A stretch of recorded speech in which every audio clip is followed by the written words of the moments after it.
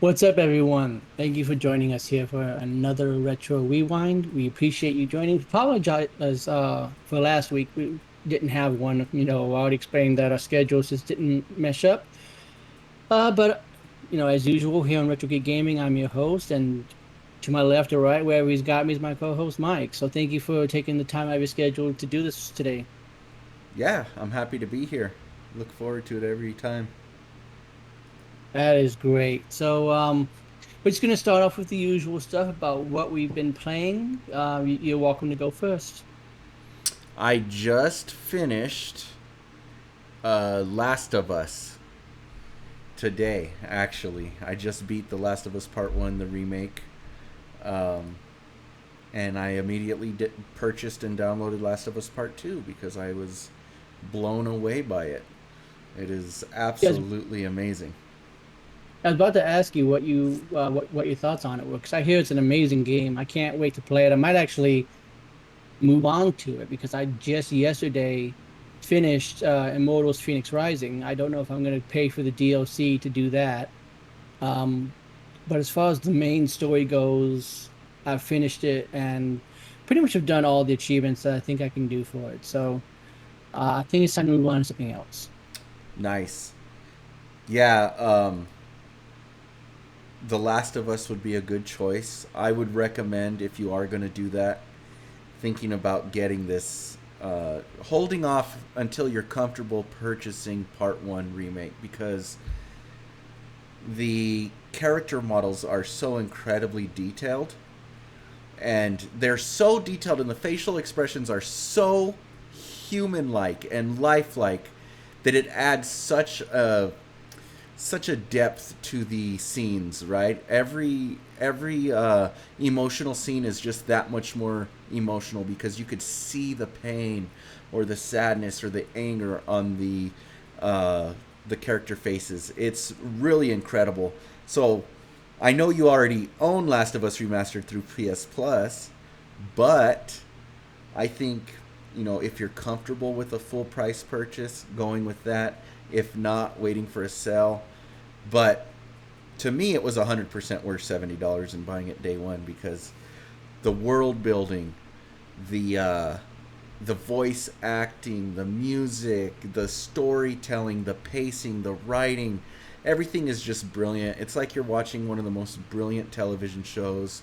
Um, yeah, and it's emotional. I literally cried 3 times during the story, and this has got to be the most I've ever cried during a game.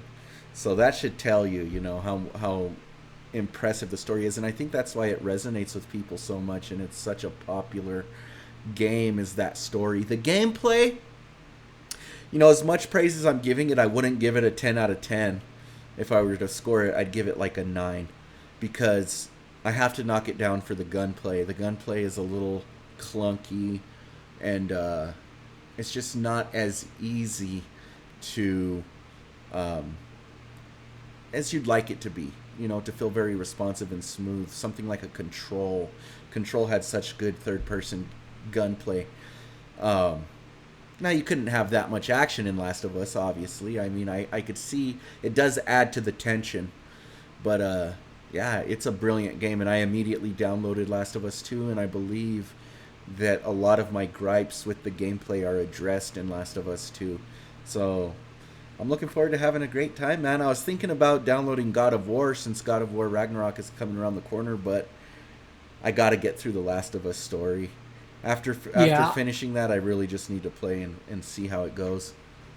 yeah, that's what I was going to say because I have God of War, um, the 2018 one. And so I've thought about jumping straight into that. That way, one, I get something to play on my PS5, and two, I can get myself prepared for God of War Ragnarok. Because I don't know if you saw the state of play and the trailer that they showed off, but they've been showing off a lot of good stuff with God of War lately, and I'm hyped to play it when it comes out. So I might do that just to get myself prepped and ready. I'm thinking I might as well just download it myself. And what if we play God of War 1 at the same time, and then come talk about it on the rewind.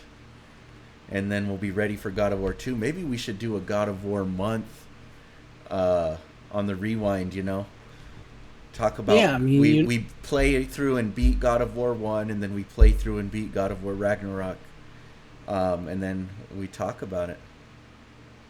yeah, you and I have already talked about that, about just making like a specific podcast dedicated to like, here's God of War Ragnarok, here's what we love about it, here's some gripes and some stuff maybe they could fix in a patch or something.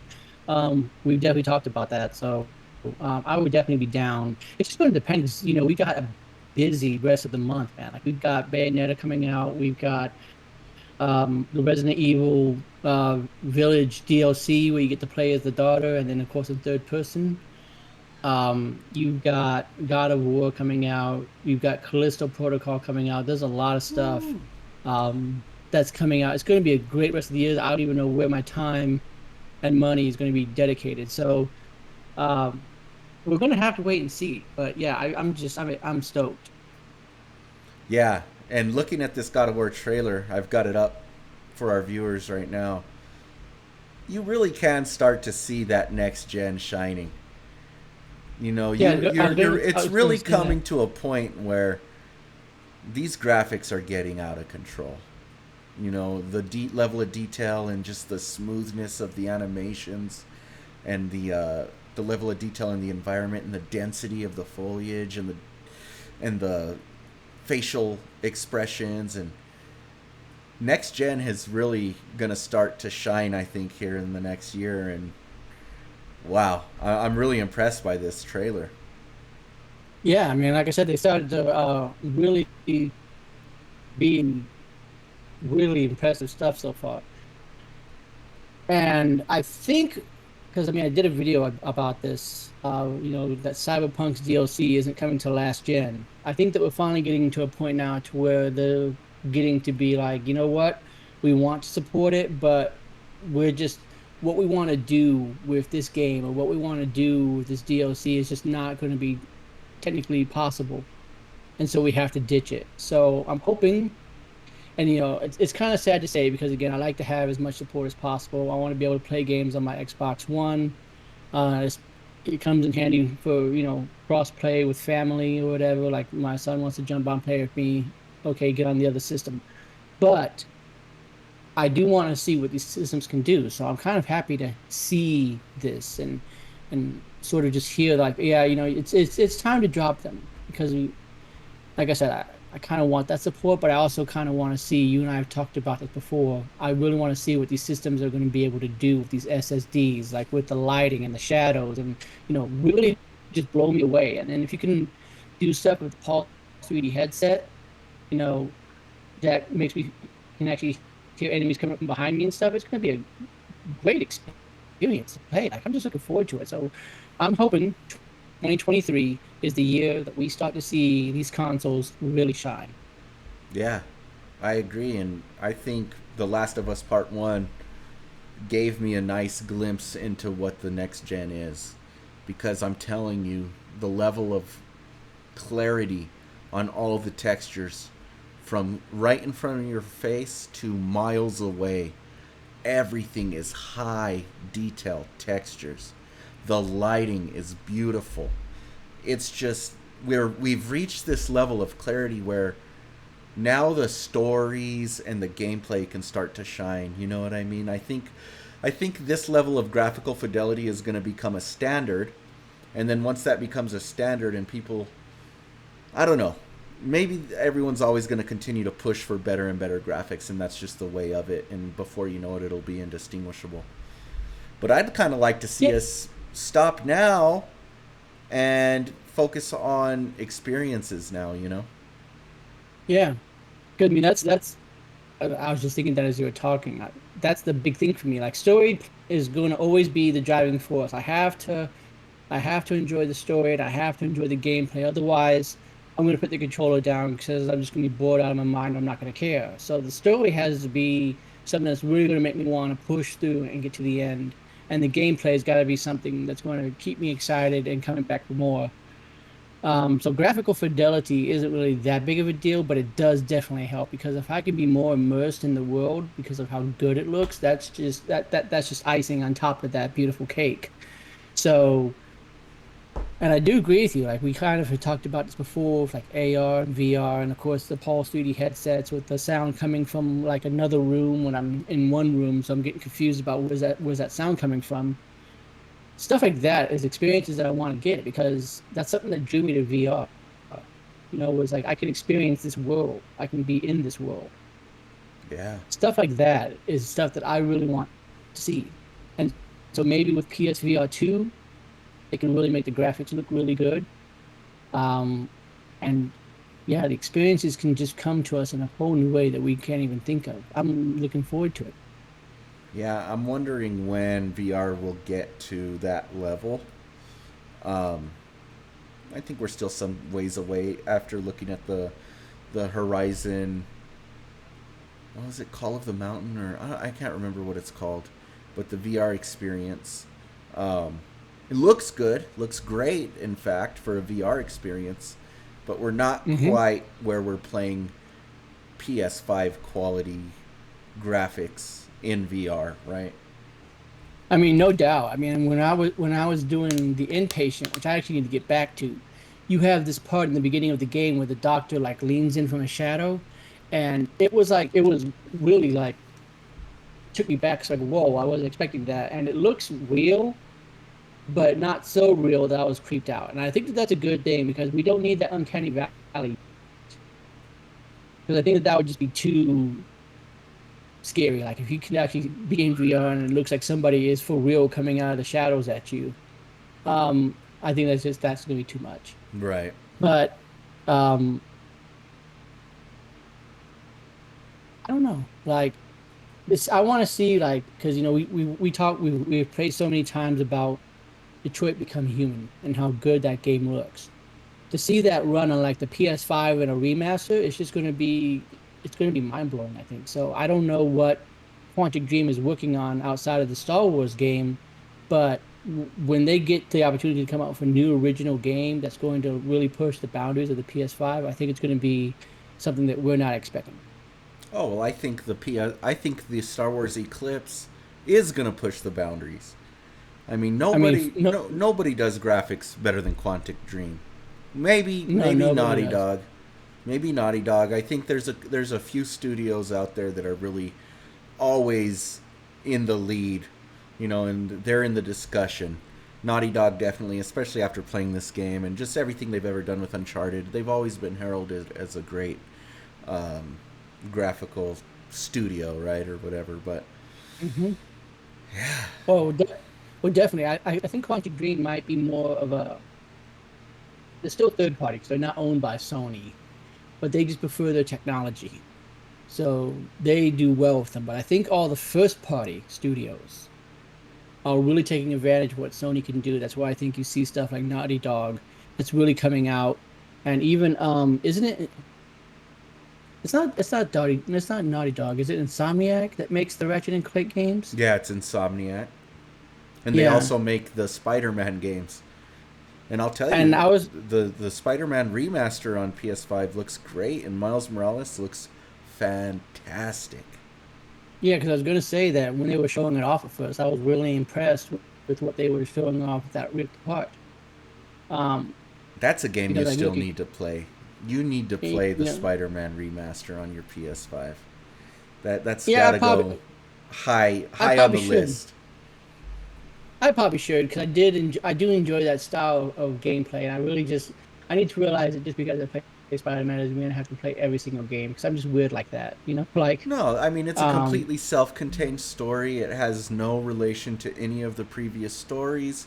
This is their own version of Peter Parker with their own version of each of the villains. Um, it's incredible. It's absolutely like you're playing a freaking comic book movie, man. It's the way they are able to go from cutscene to gameplay just seamlessly with phenomenal camera angles and phenomenal direction of how it feels. It just feels like you are Spider-Man. It's so immersive and so good. There's so many They collectibles. really, You would love it. I know you like yeah. collectibles. There's a ton of collectibles to find. It's not ridiculous either. It's it's just enough to be fun. I This is probably the only game I've ever come close to collecting everything. I didn't quite do it, but I got very very close. Okay, that's good because that was one of my issues. Like, yeah, I like collectibles, but sometimes it gets a little bit too crazy. Like, what was it? Banjo Kazooie like game. It's on the tip of my tongue. It's Ukulele? ukulele. I think it had a little too much collectibles. It was an insane amount, and then also towards the end of the game, granted they're optional. You don't really have to get them. But I was like crazy grabbing every single chest that I could because there was like 1,000 something chests Yeah. in Immortals Phoenix Rising, just because like they help you, they give you gems or whatever to upgrade potions and stuff like that. And I started to do all these collectibles, and when I started to get closer to the end of the achievement list, I'm like, wait a minute, I don't have to do every single dungeon. Yeah. I don't have to do all this. So I decided to do what I had to do just to get the achievements and stuff. And I'm glad too, because if I had to go through every single chest, I think that I would probably put 1,000 hours into it because it's just ridiculous. Um, Yeah, I don't know why developers think that. Spider-Man doesn't feel ridiculous in that way. It feels very, things are off the beaten path, but you don't have to go all over the place. There's typically ways to identify them pretty easily without having to search every nook and cranny. Um, and it's definitely not the level of a collectathon like Ukulele or anything like that. It's it's got just enough that it makes you feel like that platinum trophy is attainable and within reach, and it makes you feel like you want to go for it. That's good because there are some games where, yeah, I start to feel like the platinum is attainable and then it's not. So, um, mostly Hollow Knight, but that's another story. And then, of course, we got this limited edition. I'm looking at it now because I didn't even know they announced this. Limited edition God of War controller. It looks really good. Um, so yeah, I think we had a good state of play. We got some good games coming that I'm looking forward to. And you said you didn't really watch the Nintendo Direct, but I think you're aware of some of the stuff that's come out because you were just talking about the Zelda. So um, we got some good stuff coming out, man. Yeah, we really do. Um, So, Go ahead. well, I was gonna say I already told you some of the games that they've announced. Some of the stuff that I'm looking forward to is the Fatal Frame that they released on the Wii. Um, it was in Japan only, never came out in the West, and now they're bringing it over to the Switch. That's gonna be great because I played Maiden in Blackwater on my Wii U, and I played Crimson Butterfly, which I think was two. So I like the Fatal Frame series. Um, they've added GoldenEye to the N64, NSO, and then they're also releasing that along with Microsoft as well for the Xbox. So that would be interesting. I wonder if they're going to do crossplay of that because I think that would be really cool if like I'm able to play with people on the N64 using the N64's controller with people that are on the Xbox. I think that that'd be fun. Yeah, definitely. And I guess the big news coming out of that is Tears of the Kingdom, right? Oh yes, I think that was that's always going to be the big takeaway, and I think that that's the reason why they left it vague. I mean, I've already done a video about some stuff that I think might possibly be in the game, but we need more information.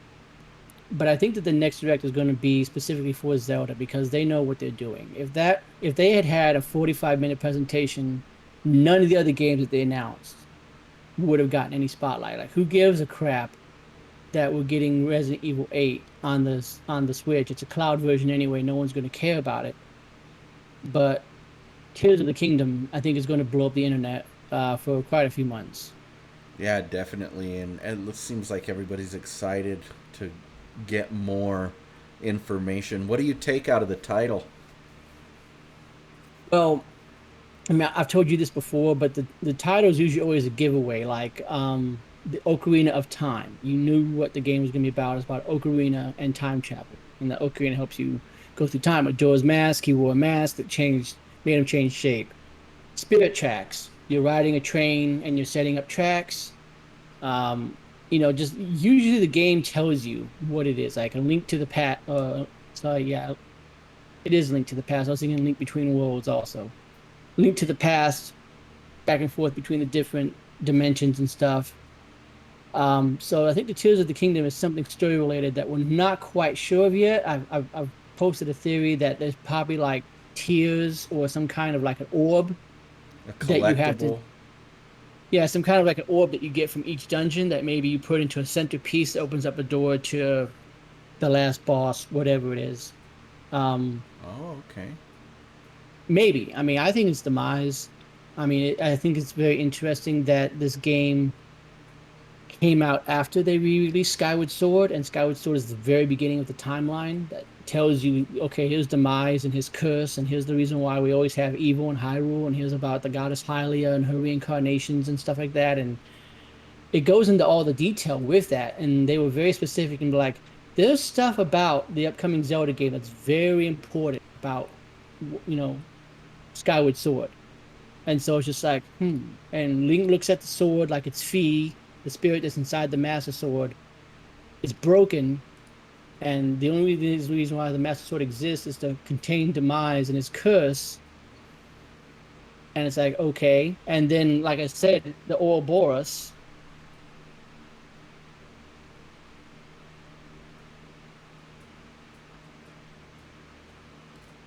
So yeah, the Ouroboros is basically, a time loop, is what I think. So I think that maybe he'll be going back to the past to fix the Master Sword as a way to maybe stop Demise and end his curse. I don't really know because, like I said, we did see that one trailer in the beginning where I guess it was Ganondorf. It was some kind of humanoid looking thing, which people assume is Ganondorf because I don't know anybody else who has red hair like that.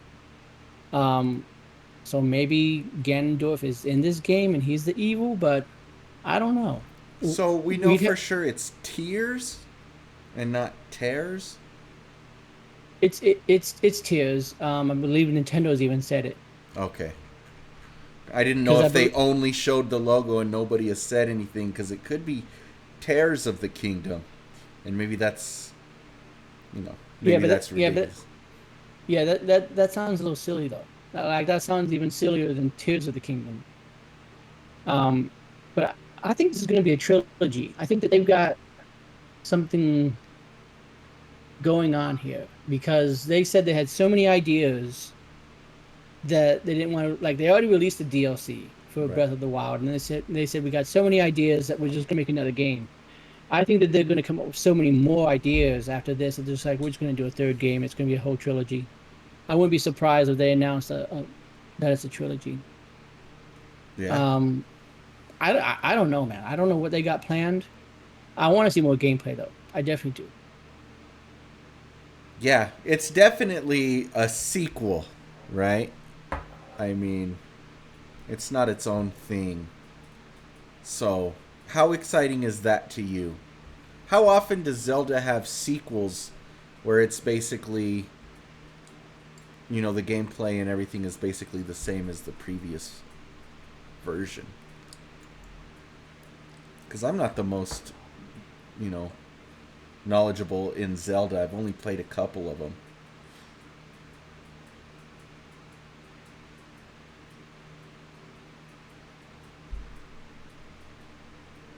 Well, practically all the Zeldas except for a few of them on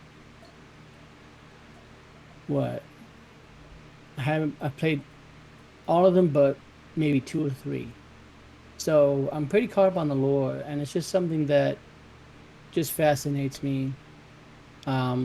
Because it's more fun speculating. Because at this point now, with Breath of the Wild and with Tears of the Kingdom, we're so far ahead of what they released for the official timeline that it's possible all the timelines have recombined or They can do whatever they want. Like they don't have to say, okay, this is specifically in the adult timeline, or whatever. So it's going to be interesting what they do, and it's just more fun speculating and seeing the little nods that they do to other games more so than where it fits in the storyline. To me, it's more fun just speculating. Yeah, definitely. And is this Zelda? How many other Zeldas in the past have been exactly like the previous Zelda gameplay wise? Is this going to be the first time? No, um, it depends upon. It's kind of complicated to say. It depends upon where it falls in the timeline if it's the same link. Um, like one example is Wind Waker and then Phantom Hourglass and Spirit Tracks. They directly reference one another. Like in the beginning of Phantom Hourglass, it talks about Seas of Hyrule, and it talks about the Hero of the Wind, and it talks about all the stuff that happened in Wind Waker, so you know where it falls in the timeline. It's also the same tune style. How is And the then in gameplay Spirit, though? Is the gameplay very similar? it's different because with the DS, they went through the path of making the games both use the touchscreen almost entirely. So it was different in that regard, but it also used the same, like you're gonna get on a boat and sail the sea and find treasure underwater, and you're going to do these dungeons and these boss fights. So it played similar in the same vein as You're on the Sea. And then with Spirit Tracks, it did the same thing where you can, except you want a new Hyrule. They were looking for a new Hyrule, a new land to inhabit, and they did. And then Spirit Tracks is all about building that new Hyrule, and you got this train, and it uses the touchscreen also. Plays very similar to Phantom Hourglass, but it's also again it's got a different story. I think it's got the same link. Um, so yeah, it completely depends on where it is in the timeline because Majora's Mask plays similar to Ocarina of Time, but that was also meant to be a side story. That's the reason why it's short, and the reason why it takes place in a different land is because it's basically the same link. So Um, this will be the same Link as Breath of the Wild, right? we think it is. I think it is. There's some people that think that because he's got long hair, different link, but I think it's the same link. Um, So there's a possibility that it's not a direct sequel to Breath of the Wild, that it's just a completely brand new Link in a brand new world. well, we know that it's a direct sequel just because of the fact that one, Nintendo has officially stated that. Like, I think it was Anuma or somebody on his team basically said, "Yeah, this is a direct sequel." That's why they called it the sequel to Breath of the Wild for so long. Mm. And if you watch the gameplay trailer, like when he's up in the air, you can look down at the land part. You can see it's the exact same Hyrule that's in Breath of the Wild, but there's some small changes. Like it looks like some stuff has moved around. So even if it's the same link, like again with the example of Ocarina of Time and Majora's Mask, he fell through a hole and ended up in another. It's very much possible that it could be the same link In a and different land.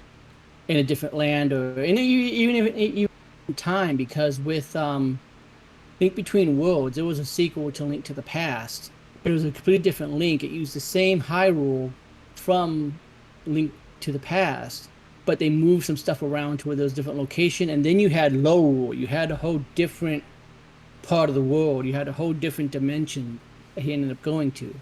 So Zelda's usually pretty unique and they pretty much stand on their own, but sometimes they reference one another or they are direct sequels. So this isn't the first time it's going to be a direct sequel. But I think that it's going to be different in its own right. Kind of like how the Xenoblade games are. After playing Xenoblade Chronicles 3, I know how it connects to the other two games, but it's so minuscule that even if you don't understand who these characters are from Xenoblade 1 and Xenoblade 2, you're still going to enjoy 3. It's not really that relevant.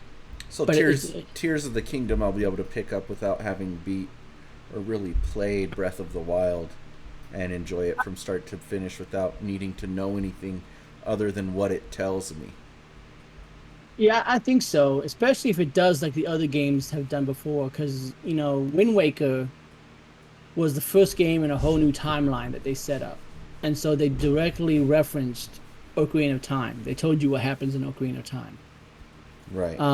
So you could play Wind Waker, having not ever played Ocarina of Time, and still have a pretty good understanding. And then, like I talked about with Spirit Tracks and Phantom Hourglass, how they referenced the previous game, I wouldn't be surprised if there was a intro part that's just like, and the hero did this, and he saved Hyrule from Ganon, but he wasn't done because I wouldn't be surprised if there's some kind of a an intro that sort of summarizes real quick what happened in Breath of the Wild, Okay.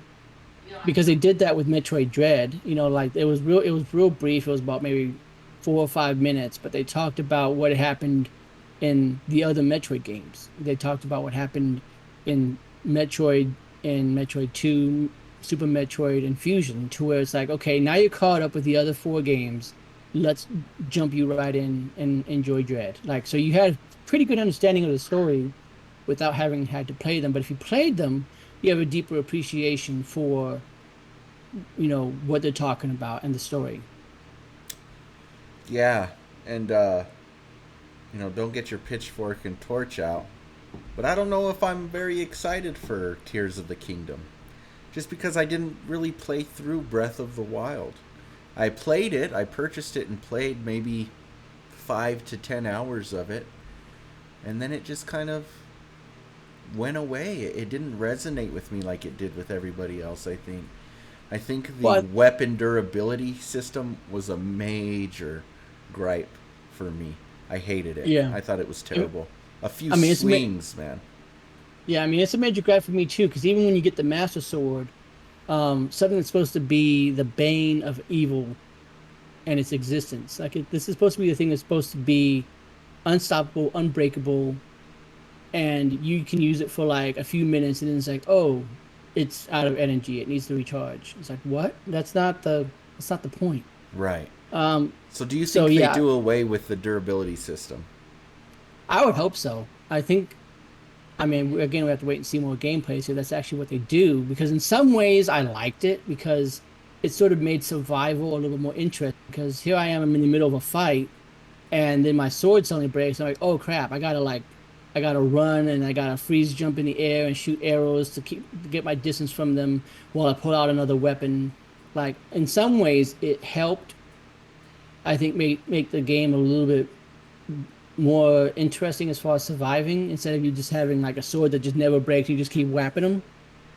But yeah, I didn't really like the constant, because sometimes it was annoying, especially in the boss fight. Like, I don't have time for this. I'm out of arrows now. Like, I don't have the time to sit here and but in some ways it's a lot like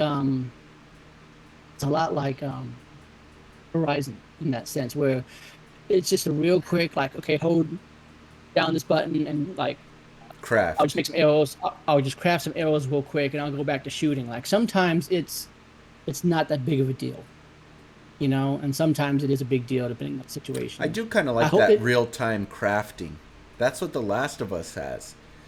It's got you crafting in, not in a menu or anything. It's got you crafting in a radial that pops up from holding a button. Um, I like that. I like that, you're not pausing and going into a system to craft. Or I like that you're not like having to go to a specific location like a cauldron or like a Mhm. blacksmith or station or something to craft your weapons. I love that real time crafting, so that's cool. So that's cool that Breath Yeah, of the so Wild has that. I would probably just give it another chance because you can basically just beat the story whenever you want. Like you don't really have to do all the side quests and go crazy like I did. You could just go Um, straight through.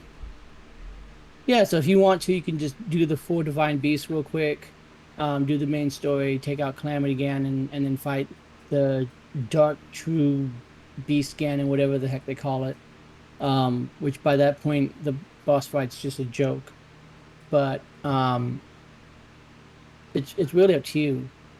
But I can definitely understand your gripes because I love Breath of the Wild, but to me it was just they changed the formula too much because it was sort of like the Assassin's Creed situation where they just kept coming out with the same game where it's like, okay, you get 7 or 8 dungeons, you get items that can only be used in the dungeon, have some use outside in the real world.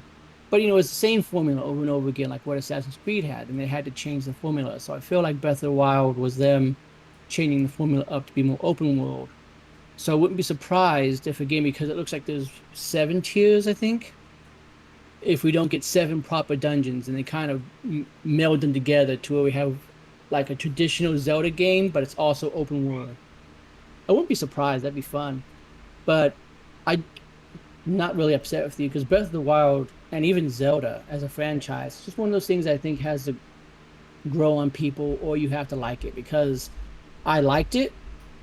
And I hate to say this because I'm sure there's going to be some people in the comments that are going to start hissing. But Ocarina of Time pushed me away from the series. I didn't like the 3D style. There's something about it. It's like this is Zelda's top down. I'm used to Zelda 1. I'm used to Link to the Past. Zelda's a top down game, and it wasn't until Wind Waker when I got drawn back into the series, and then I went back and played Ocarina of Time and Majora's Mask and liked them.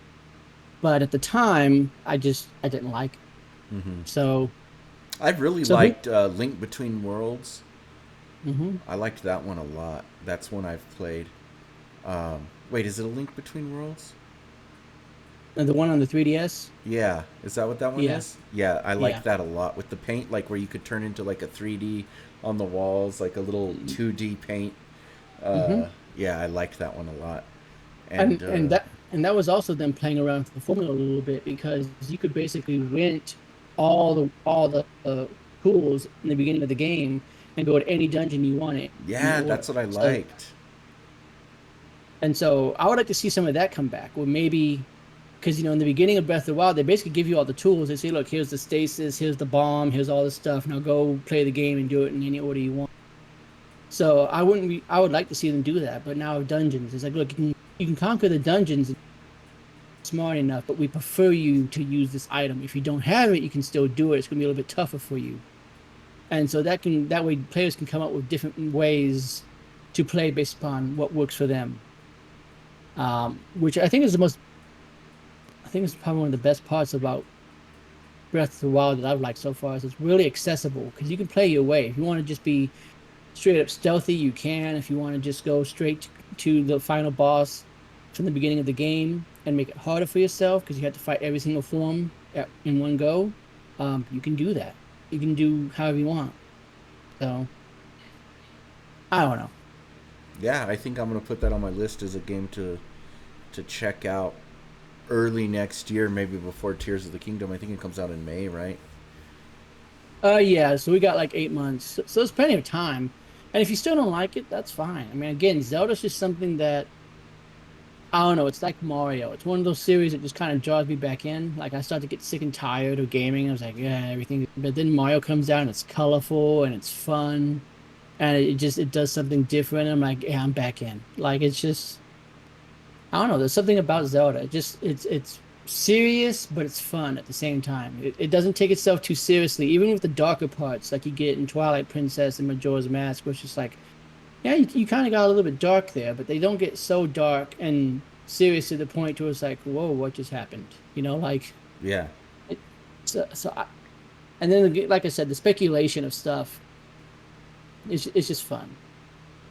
That's just me, but that's how it is for everybody. Like I'm looking now at the tweet that Nintendo dropped of all the games announced. Some of the stuff isn't for me, like Pikmin. Okay, Pikmin 4, great announcement. I was really excited about it because like, oh, it's going to be from the ground level now. You're going to be playing Pikmin in a different way. But I don't like Pikmin. It's not my thing, you know? Yeah. Um Same thing with Fire Emblem. Fire Emblem looked good until they started to show the strategy part of it. I'm just not good with that kind of stuff. The real-time strategy stuff. Uh so everybody's got their own cup of tea though, because again, Tunic, Wii Sports bringing over Wii Golf, Sifu coming. It Takes Two. There's something for everybody in here. If you like mech games, they got a mech game coming. If you like RPGs, they got RPGs. If you like survival horror, they got survival horror. They got something for everybody in here. So that way, even if you don't give a rat's butt about Tears of the Kingdom, there's still something coming for somebody to play on the Switch. Yeah, I'm actually looking forward to Octopath Traveler 2. I really like that style of game. A new That Fire Emblem.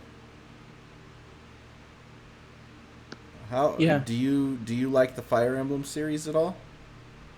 Uh, no, I don't. There's just something about the real-time strategy that I just don't like. I mean, I've generally tried. Like I've played Final Fantasy Tactics. I've tried a few games. I even did Age of Empires back on PC back in the day. And there's just something about real-time strategy. I'm not too good at it. It's not my thing.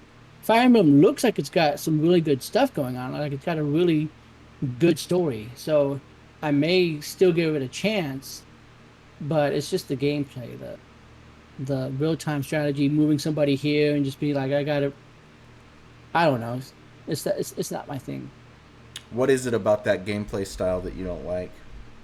I have no idea. Maybe it's just all the planning out because that was one of my biggest things with turn-based role-playing games was like if I set up a plan for my healer to heal this person and I do all this stuff and assuming that it's my turn and then the monster goes first and then kills my healer, you've messed up my whole plan. And I gotta do all this stuff and I gotta spend 20 to 20 to 30 minutes rectifying everything. I gotta bring this person back. And then if you kill everybody before I get a chance to use Phoenix Down or anything to bring these people back, the whole thing's messed up. And I don't know.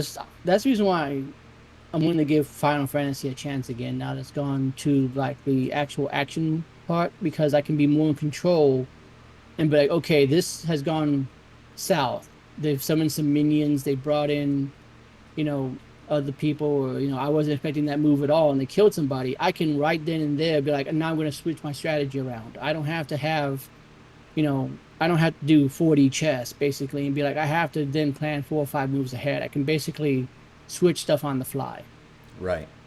if that makes sense. That's more of what I am. I'm more like quick thinking. I think that's the reason why I like survival horror games and action games is because like, hey, if I'm looking down a hallway and I see something's coming at me, I have the chance to like, okay, now I'm going to have to plan. I'm going to have to hide behind this wall. I'm going to load up this gun. I'm going to load up this gun. We're going to go in there. We're going to be ready for it. If I have to know, I mean, I don't know, because they start off fun. Like I had, what was it? Was it four or was it five? There was one, I think it might have been Final Fantasy.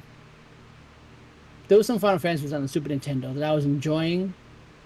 Final Fantasy 3, I think, was on the DS, some remake of it, and I was having fun with that. And then I was also enjoying, was it 11? Someone that had an arc system. I don't remember what it was. Um, and then 10. And I started off enjoying them, and then there was just something along the way where like the story just plummets, and I lose interest. But I really need to give the series a fair shake, and I think that the next one, this 16 or whatever, is going to be the one that's going to get me probably back into the series. At least I'm hoping, because Final Fantasy looks like it's something I'm going to enjoy, but it's just always been the turn-based stuff. Yeah. I like turn-based. It's part of the D&D in me, I guess.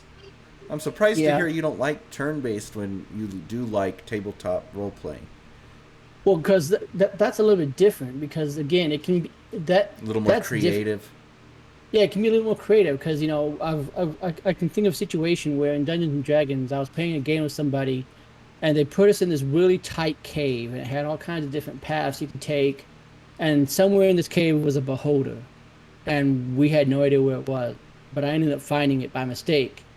Right. And I had nothing on me. I'm like, oh crap, I'm screwed. But I managed to outsmart it because I managed to like use the reflection from my sword to basically make the beholder start staring at itself and be like, it's not going to attack. Okay, cool. I'm going to stab this in the ground. I'm going to, you know, move on past it and get the treasure or whatever. So it's the quick thinking I think like that almost makes it feel like it's action based because it's on the fly. Like I'm reacting to something that's happening right then and there. And in some ways, I do like the turn-based stuff. Like Parasite Eve has a system where it's turn-based. The monster will attack, then you'll attack, but you also have a circle that you can run around in to dodge attacks. So something where it's like of it has a little bit more control to it. I think it's just the ones where they just stand there and they do nothing, and I'm like, okay, this guy's gonna hit you, and you're not gonna do anything. You're just gonna let him hit you. Yeah. Like I don't know. I've gotten older now. I should probably go back and give them another try because some of them are pretty good. Like I like the Shadow Heart series. I liked Parasite Eve back in the day. Right. Some of them I have enjoyed, but usually with those games, they get to a point to where I don't know, either the story drops or the fun drops or there's enemies just I think it was a Final Fantasy 4 that was on the Super Nintendo. Maybe it was 5. I don't remember. They had them out of order for the longest time. I just know it was on the Super Nintendo. And there was this enemy that you had to somehow heal in order to move past it because I kept doing damage to it. It kept killing me, and I did this for like days. I couldn't ever get past it until I figured out you had to heal it.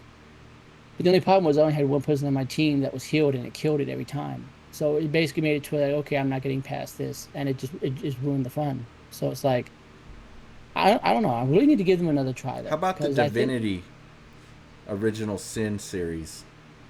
Have I've you never played played them. those? I have not.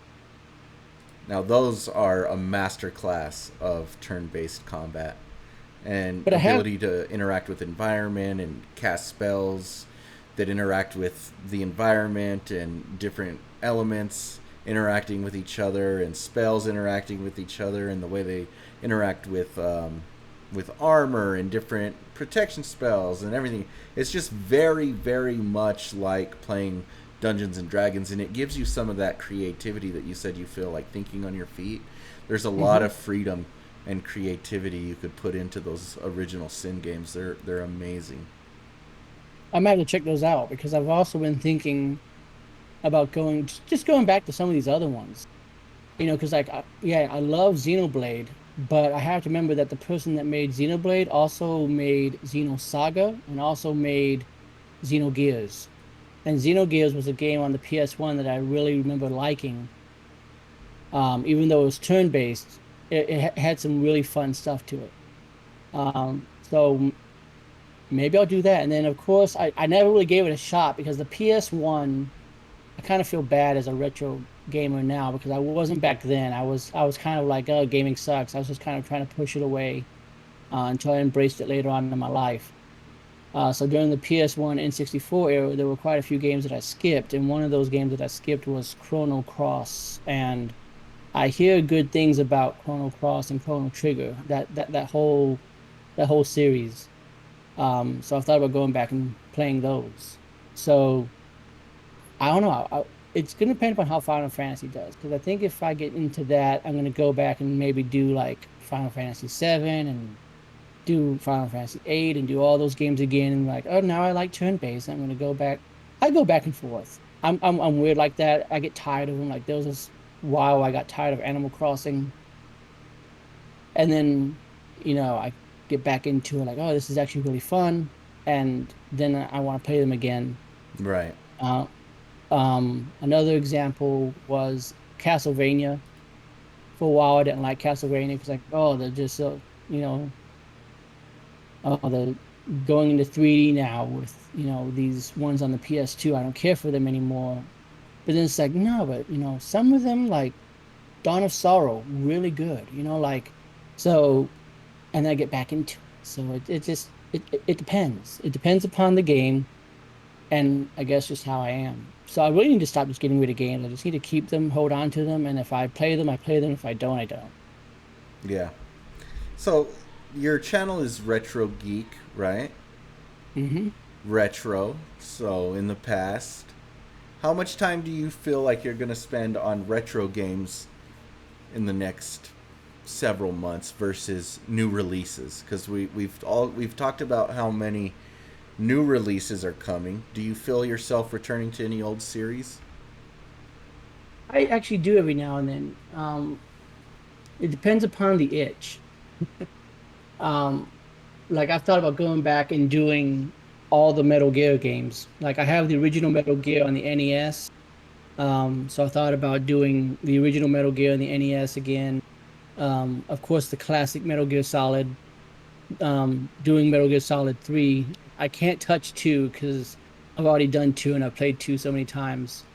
But doing Metal Gear Solid 3, Snake Eater, just just going through all of them. Just because.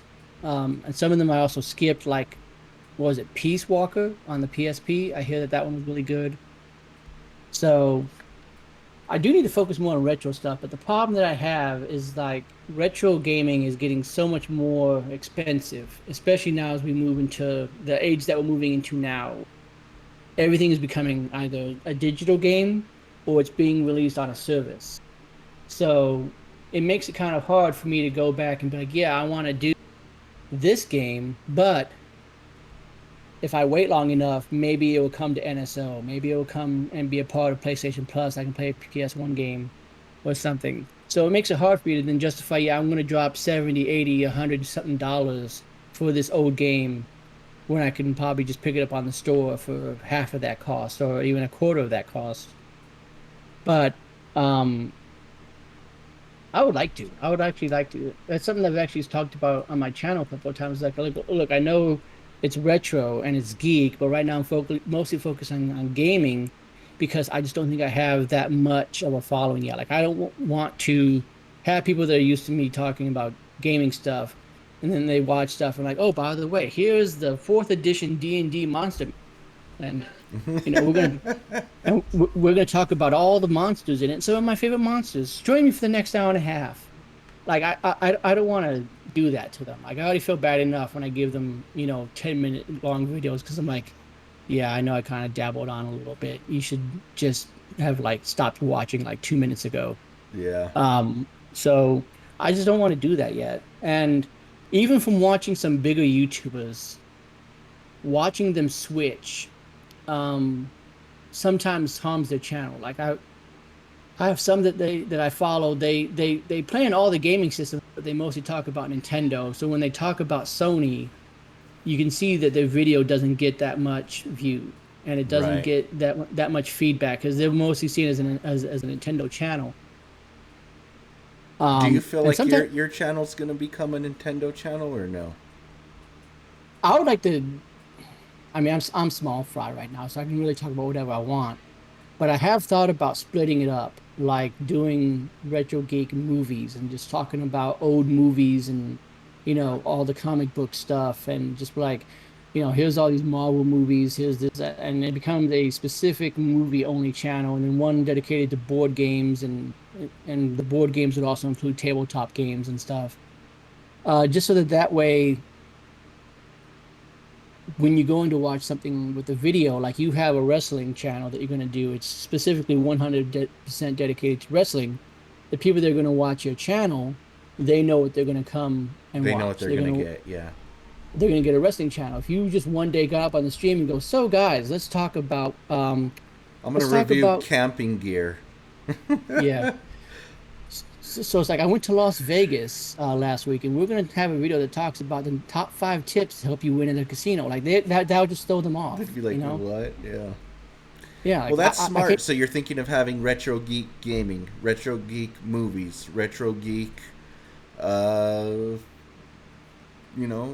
whatever, retro geek, just different retro geek channels, or are you gonna have one retro geek channel with different retro geek content?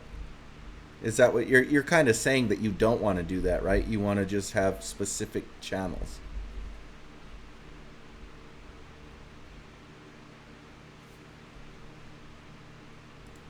Yeah. So yeah, I don't want that. Because like a good example, I don't want to necessarily copy people, or make it seem like I'm copying people. But Matt Pat's a good example because he has a film theory and he has a game theory and he also has a food theory. So and you go and you watch the film theory, he's talking specifically about a movie. He's talking specifically about that. And if that's all you're interested in, you don't have to touch the other channels. You don't have to follow them at all. Um, I would like to have it all contained under one channel and then maybe have folders, kind of like I have this podcast is usually underneath a specific folder that you can go and just watch them all. Right. So I might do that. That way, again, it's encompassing everything. You want just the retro? Here is a retro only folder. It talks about all the old game consoles that I have. You know, you can watch me set it up, play some games on it, or you can watch me pick up an old accessory and talk about what I like about it. Here's one specifically dedicated to the geek stuff, and that's the board games and the comic books and the comic book movies and all that stuff and the role playing games and blah blah blah. And then here's one specifically for gaming, and the gaming's got all the main stuff.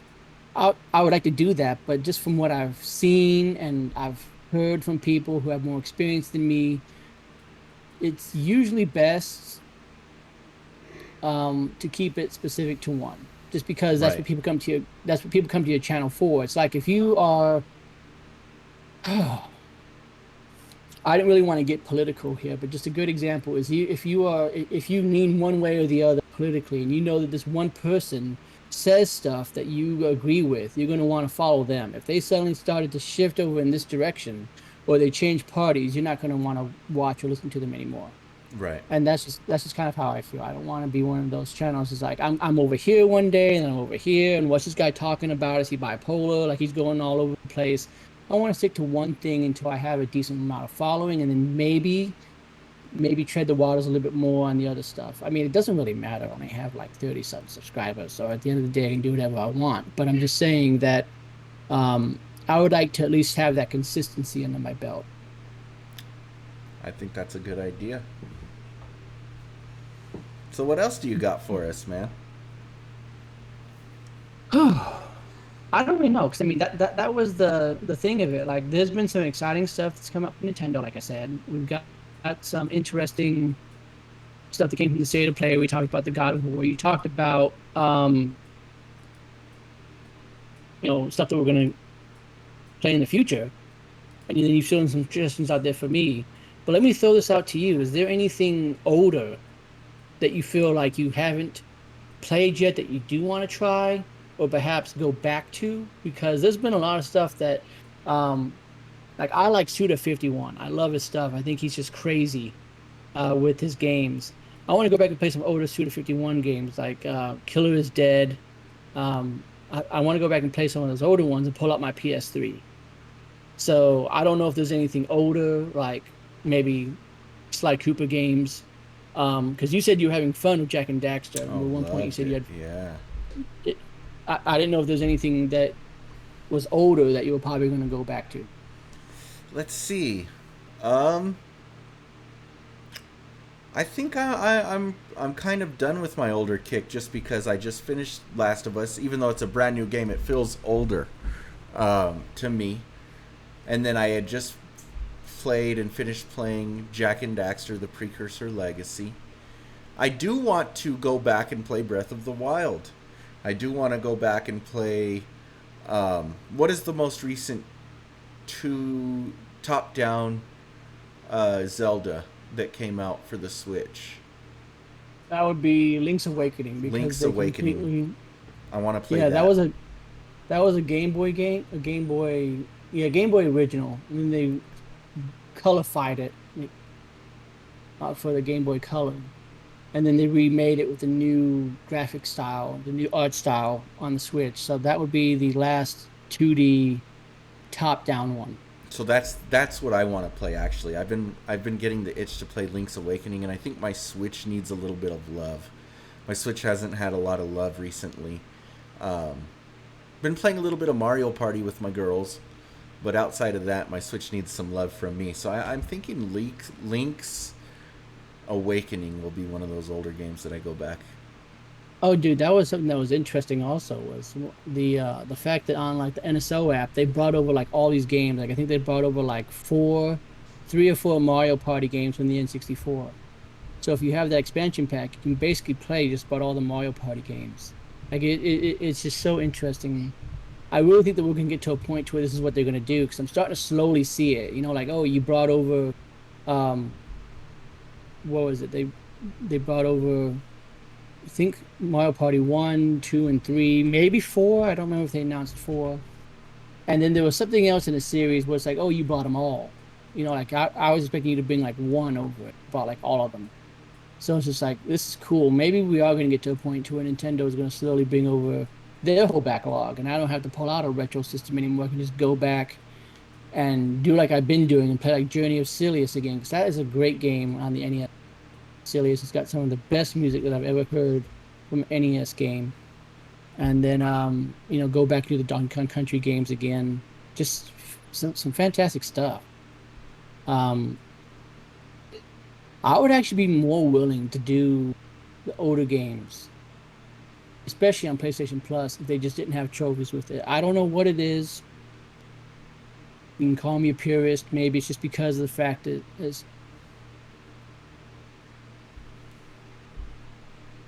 you didn't have trophies, so playing Jack and Daxter again with trophies seems kind of wrong. But if, if they, and I can just go back and enjoy them.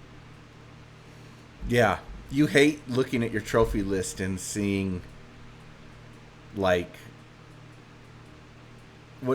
how does it show? I can't remember, but you hate seeing 3 out of 100 or something like that, huh? It drives you nuts. Well, it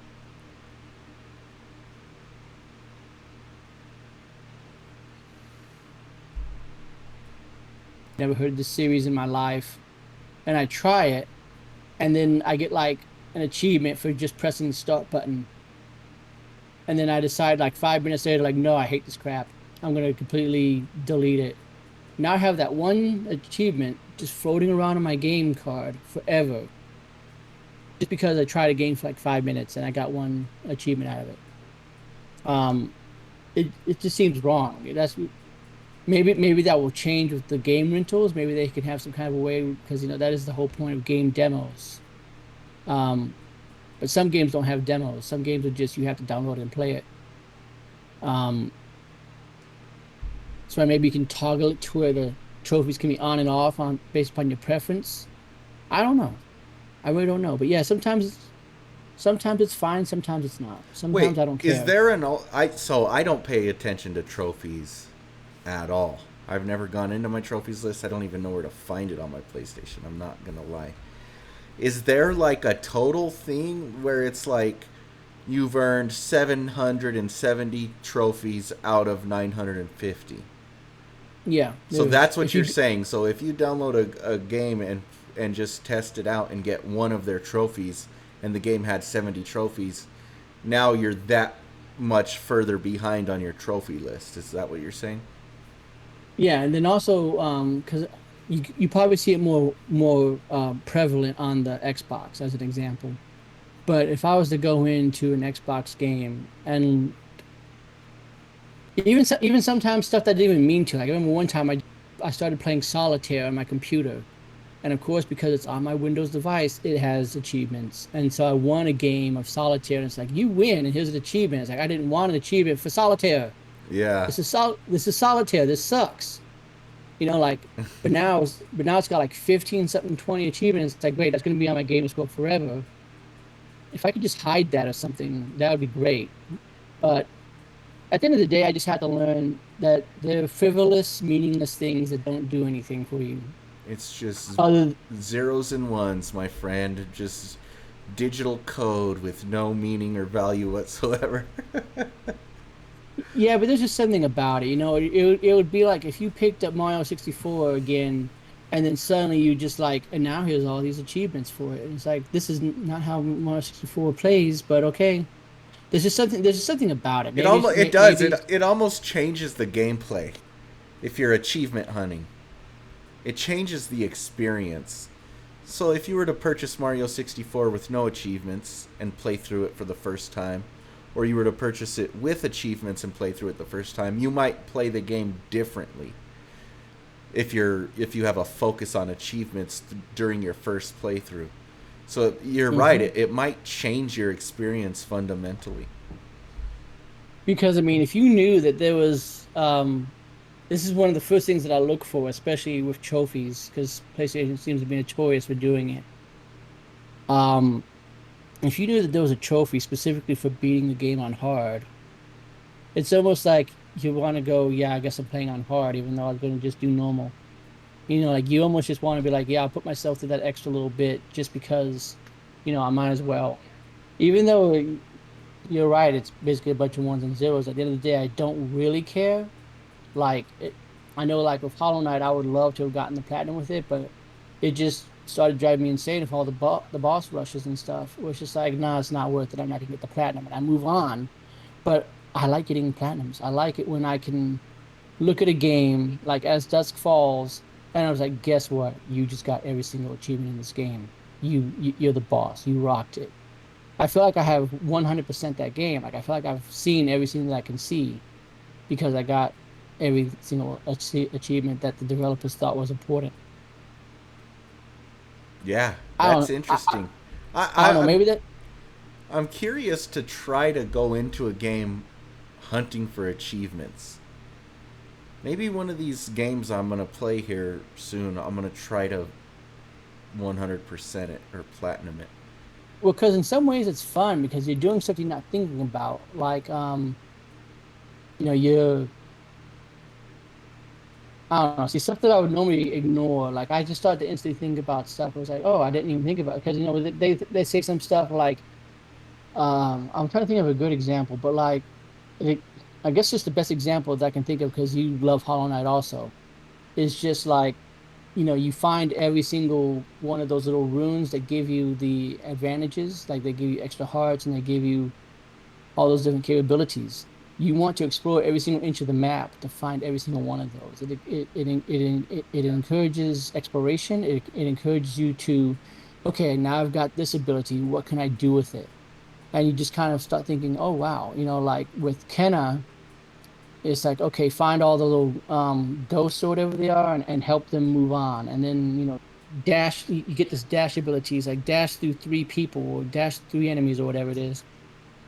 I would never have thought to do that. Whereas if I was just playing Kenna without any achievements, it's like, yeah, I'm just gonna go through the game and finish the story. And like that's just it. I'm not gonna I mean, I would still explore stuff, let's face it. Because I mean, in Breath of the Wild, I put almost 200 hours into it without any achievements at all. But in some ways, like you said, it's kind of a back and forth, because it's almost like, yeah, Steamroll Dig, well, not Steamroll Dig, Fist, Forged and Iron, Forged and Steel, whatever they called it. Um, really liked that game, got all the trophies for it. And that one was like it really encouraged you to go everywhere and do everything in the game. Sometimes that's rewarding, and then other times it's like, yeah, I just want to beat this game real quick. And for those games, I just need to not care about the achievements and the trophies. I really just need to get to a point because I don't consider myself at all to be a trophy hunter. I don't consider myself to be an achievement hunter. Because especially in the Halo games, they're insane with the achievements that they expect you to do. But in some ways, they're really rewarding because do something in multi, like you headshot somebody from like 500 meters away or something with this ability on, and you see something pop, you just say, ooh. There's something Yeah. about it. There's something about it which you kind of tingle a little bit, like, oh yeah. But in some ways, it's almost disappointing when you do something that you think, man, I really should have gotten a trophy for that, and you don't. So I don't know. It's kind of a back and forth. It's just something weird about it because you know I can pull out Jack and Daxter, the Precursor's Legacy, and I can play it on my PS2 at any time. Granted, it won't be in high definition, and granted, it probably won't have any improved controls that they might have put in there for the PS5. But I can still play it with no trophies and still probably 100% it and have a good time with it without having to feel like, okay, now I have to do this stuff because the developer put it as a trophy and I have to do it. It makes you want to do it anyways, Yeah. Precursor Legacy makes you want to collect every single thing. That's yeah, that game is one of those games where it's like I do want to 100% it. but not for a trophy or anything, just because it's so fun. And it's Yeah, but like if you, it's literally fun to look for the things. yeah, and I guess that's where having a trophy or achievement system is fun because if you're going to 100% it anyway, you might as well get rewarded for it. You might as well get a trophy. You might as well get something out of it. I think trophies are cool. I think they're definitely. I do.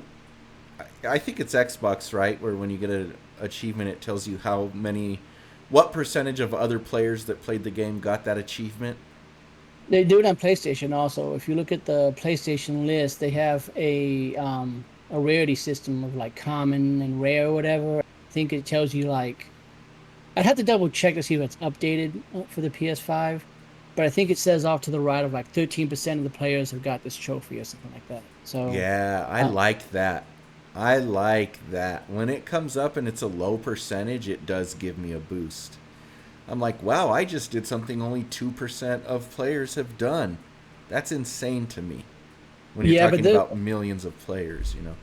yeah, but that's also yeah, that you hit the nail on the head of that. When it's millions of players, yes. Because it really does depend upon the amount of players because I've gotten stuff that is like a bronze trophy. It's stuff that like this should be common stuff, like you just beat level two, for an example. But it will pop up with like that little diamond or whatever, rare on Xbox, they give you that little diamond or whatever. And it's just like so many people got this. So it's like you mean no, you mean like 13% of the people Have got paid to the level 2. yeah, like they gave up after level one, really? Like they didn't give it enough of a shot to get to level two. Like that almost makes you feel like you're kind of dumb because like, am I wasting my time on this game? That's interesting. I wonder what percentage of gamers finish games. I really think it's a low amount. I actually should probably do some research into that. I'm gonna pull that up now. But it's probably a low amount just because of what we are exactly talking about on this podcast for the past couple of times that we've done this. So many games come out, you know? Right. That either one I feel rushed because like look I just need to get through this story real quick because I need to move on to the next game by the end of the month. Um, so you can't really give it the proper time that it does, and then if they announce DLC, you're like, oh, I'll get to it later. I'll get to it in a year. I'll get it. Um, to where there's always something going around, or you have people that are like the WoW players out there, or they're like the, probably gonna be like the people that are still playing Skyrim after all these years and doing interesting new stuff. They're dedicating all their time to one game anyway. It's like it doesn't really matter. So they go in, they play a game, and like, yeah, whatever, I'm going back to Skyrim. And so they just either abandon it because, a new game comes out that's got them interested more, or they have a favorite that they just go back to and they tried this long enough to maybe do it with their friends or something. Yeah. I I think it's really a low, I think it's a low amount, if I had to guess, because just this isn't like what it was back in the day, and I think that's the reason why I like that's the reason why I think I consider myself more of a retro gamer, is because there's something about that, like going back, popping in a PS1, and just playing like Resident Evil 2, the original Resident Evil 2, the way it was meant to be played, no trophies, no shiny new graphics, just playing it the way it was meant to be played, and then you just finish it. And it's like there's no pressure, dude. If you don't finish the last boss, whatever. Um, yeah. and maybe it was just simpler back then, because I remember when I got Super Mario World for the first time, I played the whole game over that weekend. I got checked out of school early that Friday. I think it came out on a Friday. And then that Friday night, Saturday, and Sunday, I basically 100% the game, found every single goal post, found every little secret, and I loved it Oh, of course because it you was did. That might be the because it best game of all time. because it was the only game that was out at the time. Because like again, I'm like 10 or 11, I think is like I don't have money. This is what my parents got me. This is the only game that I have to play. So it's different now when you're like, oh yeah, I'll go through and I'll play the next Metroid, but am I going to dedicate 100 hours to it? Probably not.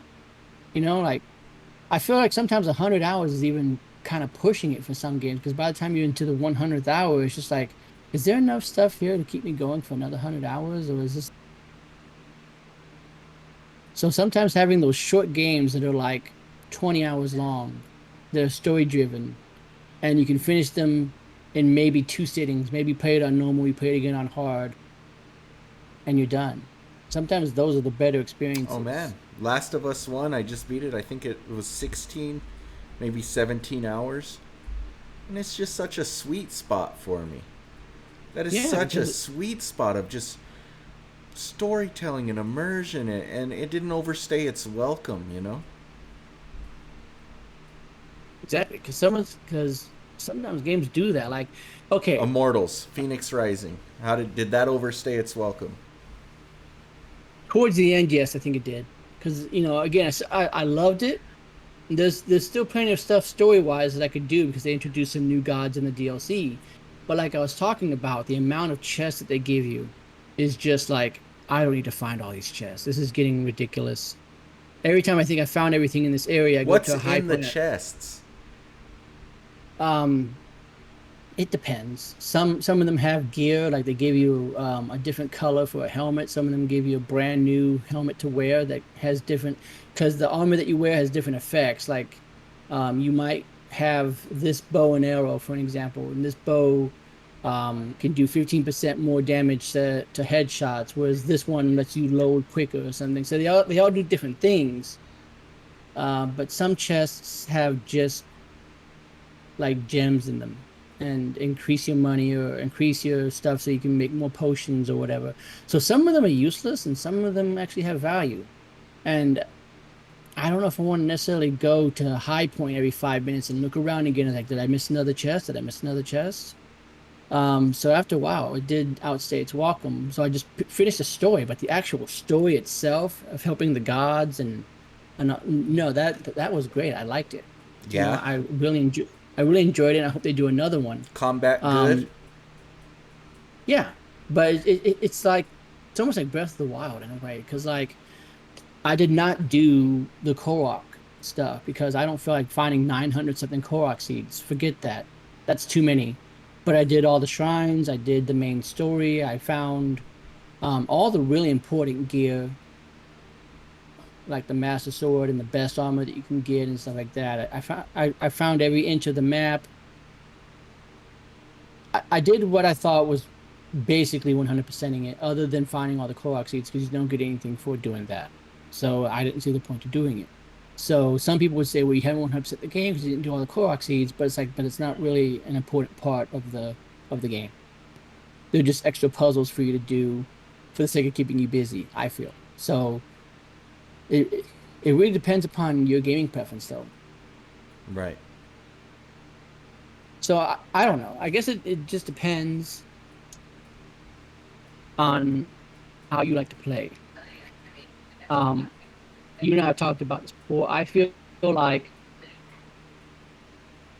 those short games, like I think we mentioned one time about how I picked up Remember Me, and someone says, this is a linear game. Like, okay, I like linear games. Sometimes having a game just go, look, just go here and then go here. And that's all you have to do. And maybe you go off the beaten path every now and then to find like a hidden collectible or something. Um, it's fine because that in a way is like what I loved about Doom Eternal was like, okay, you just got to go here, slay some people, go here, slay some more demons, go here, slay some more demons.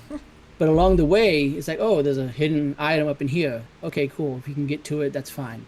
Like, but if you don't do it, you still have a bunch of demon slaying, which is the whole point of the game. Yeah, man. And I just like those kinds of games where every environment you're in is highly detailed Oh and yeah. handcrafted. Last of Us, from beginning to end, every second was beautiful and handcrafted, and you could tell they really thought about, okay, what's gonna go here, what's gonna go there, what are we trying to convey here, with everything from posters on the walls to street signs to whatever. Everything was just perfectly handcrafted, and it's like, I don't know, I prefer that over a big giant open world sometimes, most of the Yeah, time. I definitely feel you on that because that was, I mean, other than the last area of the game, when you're going up to the mountain that Zeus is on, which is snow covered and it has a very linear path that you have to follow because you can't really break it too much. Otherwise, the game freezes you to death. Um, Outside of that, on the main actual island that you're on with the other god, Phoenix Rising has a lot of very similar looking, samey stuff because that's the whole point. Um, so yeah, I definitely like because I didn't feel like that with Hollow Knight. Every single zone you went into felt different. It felt like it was a Right. handcrafted. It felt like a lot of love went into it. Same thing with Metroid Dread, where now this part is lava. This part is now going to be ice and snow, and this part's going to be plant based, and this is good. Like, yeah, I like that kind of stuff. It really feels like the developer put a lot of thought into how you're going to traverse this game and how you're going to play it. Yeah, exactly. So I brought it up while we were talking. Sorry if I seemed a little bit distracted. But this says that according to a recent poll, only about 10 to 20% of gamers actually finish the games they've started, Man, I could which is see a that. which is a very low amount, but it's not surprising if you think about games like Elden Ring that just keep you going forever. Yeah, I didn't finish Elden Ring. I had nothing but positive praise for it and nothing but just really, singing its praises, but I didn't finish it. It was taking forever. It's huge. The scope of that game is breathtaking. It's insane. I was like 50. I can't even remember anymore. I think I was like either 50 or 70 hours into that bad boy. And like the map was still just expanding and expanding and I was finding underground areas and so yeah, those games I'm sure like a very very very small percentage of people beat Elden Ring, outside of reviewers. Yeah, and then if you think about the people that probably did beat it, like the reviewers, probably just rushed through it just to get a scope of the story, but didn't maybe take in the world and every single bit of scenery that it offers. And then if you throw in stuff like DLC, that just throws even more in there. It's crazy. I mean, that's the reason why I want to play the Witcher because I loved Witcher 2, but I did not take in 100% of that game. I basically got to a point just like I just need to finish the story just for one of these endings. And then I think about Witcher 3, and it's like Witcher 3 is a long game and it has like 1,000 hours of DLC. So it's like when I play that game, it's going to be forever. And you're going to love every minute of it. Oh, I'm sure I'm going to love every minute of it. And they're coming out with what I heard to be a significant graphical update for next gen. So, I actually heard that as well for Breath of the Wild. That's what the current rumor is that there's going to be. I don't know if it's going to be free or paid. I'm going to assume it's going to be free because if it's as significant as they're making it seem, I think it's going to be free, and they just want people to be able to play it. Um, I heard that they're going to release DLC for Breath of the Wild that is story related and makes it tie up loose ends between it and the next game. ah, So I think that'll be because there was a lot of stuff that they released as far as the DLC goes. Like they released a lot of stuff already with the DLC. Um, but other than the fact of like at the end of the game's true ending is basically just Zelda being like, "We're not done," and this sword is talking to me. Are you hearing it? And it's crazy. Like you're referencing Fee. So and it's like you've already said we're not done, so we've obviously got more to do. right. This isn't the end of the calamity. Do we have Ganondorf coming? Because he's usually the source of it. But as far as how it relates back to Tears of the Kingdom, well, we don't really know because the story was it was kind of strung together. I mean, it's a pretty good story when you find all the memories, but it was very strung together, and you had to follow it in a certain order to really understand the story. So if they can make it to where Tears of the Kingdom is a very well thought out, more linear story where it makes more sense, and then they release story DLC to tie everything up and be like this is why this is important and this that, then that would be great, I think. So Yeah, yeah, I would like it more. I think that's where I kind of bounced off of Zelda or Breath of the Wild a little bit. Is just the story. I didn't know where to go. most of the time I was playing. I didn't know if I was in the right place. I don't know if there is a right place. Maybe you're supposed to just play it however the hell you want to play it. Yeah, But then, that's the like you point. said, the story would feel disjointed. Or, But I think that that's part of the fun of it. Maybe it's just me because I played both. I played the Legend of Zelda games where it's just like, okay, yeah, you can't go here yet because you don't have like you can't go to the Gerudo Desert yet. That's it. You can't do that. There's no point you going to the Desert. Go back. What are you doing? Go back to Dungeon 2. But just like Breath of the Wild, and this is probably something that maybe you can't get because I don't know if you ever loved the first Zelda game. Um, it takes me back to the first Zelda game. Like Zelda on the NES had no direction. You literally had to figure it out as you went. And before you knew it, you're throwing bombs in trees to find secrets. And it's like, oh crap, there's a secret here. And then you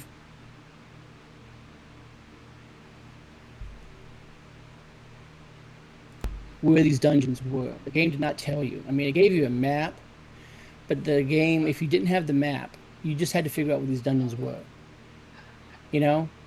And with Breath of the Wild, they don't do that. Like you can see them and they kind of give you an idea of, yeah, that, Vaughn Meadow is and Vaughn Naboris is over here and blah, blah, blah. But you can really go any direction you want. It's not like it tells you, yeah, you have to do Vaughn Naboris first, by the way. It's like, well, what if I want to go to the Golan Mountain? You can do that. You can go there. Okay, go there and do that dungeon now. Well, I shouldn't really call it a dungeon because it wasn't really a proper dungeon, but still. You can find the shrines and do them in any order you want. Really about you are exploring the game, and I like that because when Link wakes up, he's got amnesia. He doesn't know what the heck has happened. He's been asleep for 1,000 years, getting his body restored from a great battle. You find that out later on, but you don't know what's going on. And I think that that's what's great about it. It's just like you're figuring out the story to the game while you're figuring the game out because it doesn't give you. I mean, sometimes they give you hints, but for the most part, you have to figure out the shrines and the puzzles yourself. There's no hint. Like that to me is just great. I think you're using your brains to figure stuff out because they did. I mean, I've already said how Immortals Phoenix Rising is basically a Breath of the Wild clone. That's exactly how it is. There have been some times where I've dropped down on a constellation puzzle and it's like, okay, I gotta find one, two, because it'll show you on the little board. I gotta find 6 orbs. Okay, where are these orbs at? We're not gonna tell you, and we're not gonna tell you how you're gonna get them either. You got to figure that out. And so you're like, okay, I see a fire thing over there. Maybe I gotta, shoot this and light it up. And you're just playing around and figuring out stuff. That to me is probably some of the best games. Those games where you're just figuring out stuff to where one, you're surprised when you figure it out and you feel really smart, but also you're just like, oh, you're like, I don't know. I love Breath of the Wild. I think it's probably one of the best games on Switch. It's not one of my favorite Zeldas. I will say that just because of the story, that knocks it down quite a bit. But as far as exploration goes, it is probably the best Zelda. Just because of the fact is you're not limited to, okay, I need to get a raft to go here. You can literally be like, I can swim there, or I can get up to a high point, I can glide there, or you're free to explore the world however you want. And I love that. yeah, that does sound like something I want to do. And Um, I would just give it another shot. Maybe I since do I've already remember enjoying the puzzles that I did play and thinking, wow, this is really cool. And um, for some reason, it just didn't click with me, though. I can't remember. It's been too long for me to remember, but I am excited to go back into it and give it another shot. Maybe it was just life at the time, work, or I got busy with something. Who knows? Anything could have happened, but I think I am excited to try it again. Yeah, I mean, I understand that completely because I mean that was something with Twilight Princess was like Twilight Princess to me didn't it started off good, it had a very weak middle and um but Wind Waker is the exact same way. Wind Waker starts off really good and then you're just sitting there on a boat going across the ocean waiting for like 10, 15 minutes for an island to show up and it's like, "Oh God, I'm so bored." But when you figure out where the islands are, and you can go straight to them, and you understand and then you get like a little hint to where like an underwater treasure is. It's exciting stuff. And so sometimes, yes, you're sitting there and you're walking forever. It's like, oh God, how long until I get to this tower? How long until I get to this? But along the way, you notice something. It's like, oh, what if I can blow a hole there? Like that looks like it's discolored. Maybe there's a hole that can blow in that cave. And then you end up just spending some time exploring that. Um, I don't know. To me, it's fun. I know that, people have different tastes. I'm not going to sit there and say if you don't like Breath of the Wild, you're a moron. Because then some people would say, well, you don't like Final Fantasy, so you're a moron. Well, I'm going to give Final Fantasy another shot. I know that every time I've tried it, it's fallen into the same boat of like, okay, it started off good, and then somewhere along the way it lost my attention. Right. Um, so maybe you just need that. Maybe like now that you're in this stage of your gaming life where you're like, yeah, don't hold my hand, don't tell me what to do. Hold my hand in the beginning, in the Great Plateau part, where I get all my items and you're teaching me how to use them. But then when I get out in the open and I fall down past the Great Plateau, I'm on my own. I got to figure it out. I got just these sticks to fight with until I can find a better sword. I've just got to work with what I have. And you start to slowly get better because there's no leveling system. It's not like an RPG where it's like I just got to go random until I get. You're literally just like, oh crap, here's a really strong enemy. I've either got to run or I've got to outsmart it or I've got to do something. So I don't know. To me, it's got some really exciting stuff, and it actually, I don't know. In some ways, it makes me sort of feel like a D&D game because it's like, oh, what's over there? You go over there and you just explore a little bit, and then maybe you regret that decision later because now something's chasing you that you wish you hadn't messed with. So I don't know. To me, it's fun. I would just give it another shot if I was you, but you don't have to. Well, you're making it sound fantastic. You're selling me on it big time. I mean, the things you're I, saying about it sound like it's pretty stellar. that was just my experience with it, but I'd have to go back and well, my Switch won't show me anymore because after so many months, it doesn't show you anymore. I think I put 150 hours, maybe 200 hours into the game. This is just me because I would just explore stuff and I'd go and I'm like, oh, there's a new Sheikah Tower. Find out how to get that Sheikah Tower up, and they would unlock the region so I could see everything. It's like, oh, what's that giant labyrinth over there? And it's like you'd see it on the map. Like I gotta figure out a way to get over there, and then you gotta solve that labyrinth puzzle. And it's like you just you just find some interesting stuff along the way. And I don't know, maybe that's just because I remember one time I found a town and somebody else was just like, "What town?" Oh, there's a town over here to the west. I've never been over there. And like, it's almost like the old school days, where you're sharing secrets. It's like, hey, did you know that if you did this in the game, it does this? You're like, oh no, I didn't know. So it's almost like you're discovering the game over again. And it's like, oh, I didn't know you could do that. Um, I don't know. That's just me. I just put a lot of time into it, just exploring and going crazy with it. I know it's again different tastes, so maybe you won't like it. But I would give it another shot, just to be fair, because that's what I'm doing with some older games and some older series that I thought I'd never go back to. I'm at least trying to give them another shot because, look, maybe my gaming tastes have changed. Maybe I didn't like this series back in the day because I was just 15 and I didn't understand the story at all. And it was just too complex for me. And I'm like, boo hoo, I don't like it. I'm done. Kind of like how I didn't really like the 64 in the beginning because of the controller. But then a couple of years later, when I actually got my hands on the actual controller and I figured out, oh, there's a Z button on the bottom, I was able to play it a heck of a lot better and I liked it a lot more. So that's just me. I feel like sometimes you've got to go back and give something a shot, just to be fair. And I would say after maybe two or three times, if you don't like it, then yeah, you're done with it. Like that's just not for you. Like The Sims is not for me. I'm sorry. I've tried The Sims at least three, four times. It's just not for me, which is weird because I like Animal Crossing. But just because I like Animal Crossing doesn't mean I like every single life sim that comes out. Right. You know, like I don't like the Harvest Moon games. I don't like stuff. I don't necessarily like a life sim game just because I like Animal Crossing. I just like Animal Crossing because of what it does differently from those games. Just like I don't like every single shooter that comes out just because I like a couple of shooters. Sometimes I like this shooter because it's a space sci-fi. Sometimes I like this one because it's more of a cyberpunk kind of futuristic cool game.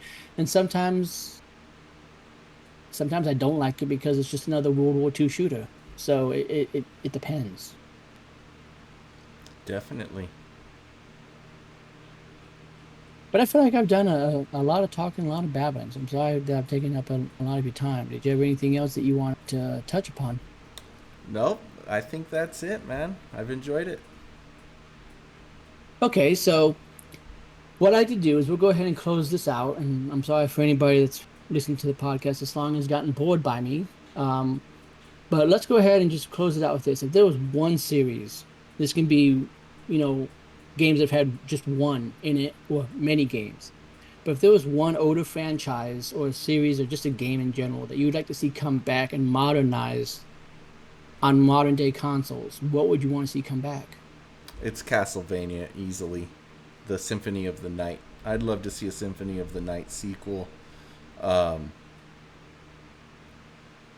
I don't know about modernizing it in the way. I don't want to change the formula, but I do want it to be prettier and bigger and more content rich. Um, Yeah, I mean yeah, it doesn't have to be too modernized because I mean you can look at a game like Silk Song or even Hollow Knight that does the Metroidvania formula very well. right. And it's still even I think Fist is a good one. Um and Metroid Dread and all that. It doesn't have to necessarily be, oh, it's got to be like, it doesn't have to be big redoing of the whole series where now it's a third person action game like God of War was. It can be something as simple as, okay, we're going back to 2D from the side and you're going to explore this castle or this cave or wherever you want to have it take place, and that's that. And they just make it look nicer and maybe it runs faster with the new technology and maybe hand-drawn sprites. I don't know. But yeah, Castlevania definitely, just because I love the Metroidvania style. Um, I love the Blaster Master games. That's a good example also. The Blaster Master trilogy that they did with the Zero games. Blaster Master Zero was a retelling of the very first Blaster Master game on NES. But then they did Blaster Master Zero 2 and Zero 3, and by the end of 3, I don't want to spoil what happens, but basically they're setting up the events for Blaster Master Blasting again on the PS1. So maybe they'll remake that. I don't know. But there's just something about that series. It's like you get this item, you go back to older areas, and you find somewhere new to explore. That's really cool. I like those exploration kind of games. Maybe that's why I like Breath of the Wild so much. Um, but I was thinking something um a little bit different. Like I'm surprised with all the franchises that I guess Microsoft has under its belt that they haven't tried because maybe they would still see it as like another space shooter, so they wouldn't do it. But I'm surprised that they haven't tried to get with Rare and go, hey, why don't you make another uh, Jet Force Gemini? Like Jet Force Gemini was a pretty big game on the 64. So I'm surprised they haven't tried to do that again. Yeah, that would definitely be interesting. I'd like to see a System Shock. You know, yeah, I'm really into immersive sims. So that's an older game that I'd love to see make a return with a full blown remake or reboot. I think they might be doing something now that I'm Yeah, thinking about it, yeah, I but was I'm about to not say, sure didn't what. well, I thought I thought there was a reboot, but I almost am certain that they said they're coming out for System Shock 3. So in a way, that is a modern day System Shock. Yeah, I'd love to see that because I think that Prey, Bioshock, Dishonored style of gameplay where you're just kind of put into these areas and you could approach them. You know, you could stealth, you could do these powers, or you could use this type of traversal, or you could. There's just so it's like a big sandbox that you get to play in, and I love that. So I'm that's another one. surprised. I'm surprised also that they're not trying to do something more with Syndicate. Because that game was good. I mean, the original one was a top-down RTS game, so it got annoying after a couple of missions. I did my very best to play it and get as far as I could. But the remake that they did for the 360 was more of like a shooter game, and it threw some cyber futuristic stuff in there. We could like see through walls, and Right? uh, Yeah. it was almost like Deus Ex meets a first person shooter. So it was a very interesting game. depend now because like we got Square Enix, they sold off all of their Western games, so I guess any future Tomb Raider or Deus Ex game is going to come down to that developer and what they want to do with it.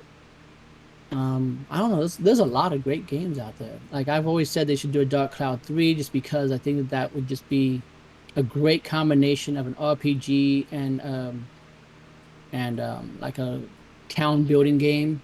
Another ActRaiser would be great because that was a real good one back in the day on the NES. I One of the few games that's actually like okay, build a town and manage your materials to build that I actually liked. So I don't know. Maybe it's just me, but there's just so many older games out there that I think deserve another shot. Agreed.